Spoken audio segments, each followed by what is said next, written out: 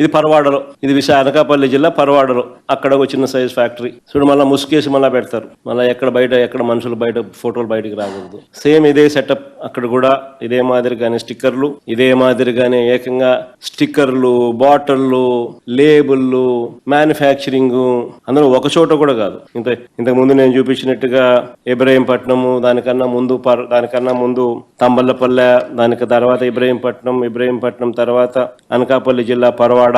ఇక్కడ పరవాడలో చేస్తా ఉన్నది ఎవరు అని అంటే నిక్లం నకిలీ మద్యం తయారీలో స్పీకర్ అయ్యన్న పాత్రుడు సన్నిహితుడు రుత్తల రాము. చూడు బాగా ఎంత చక్కగా ఇద్దరు బాగా నవ్వుతున్నారు, స్మార్ట్ గా ఉన్నారు ఇద్దరు. కానీ ఇది అమలాపురంలో పట్టుబడ్డ నకిలీ బాటిళ్ళు, నకిలీ మద్యం మిషన్ కూడా కనపడుతూ ఉంది. బాటిళ్ళు, దానికి సంబంధించిన కాటన్లు, బాటిళ్ళు, అన్ని లేబుల్లు, మిషన్ అన్ని కలిపి చూపిస్తా ఉన్నారు. ఇది పాలకొల్లులో నకిలీ మద్యం తయారీ గుట్టుకు సంబంధించి పాలకొల్లులో, ఇది ఏలూరులో, ఇది రేపల్లెలో, ఇది నెల్లూరులో.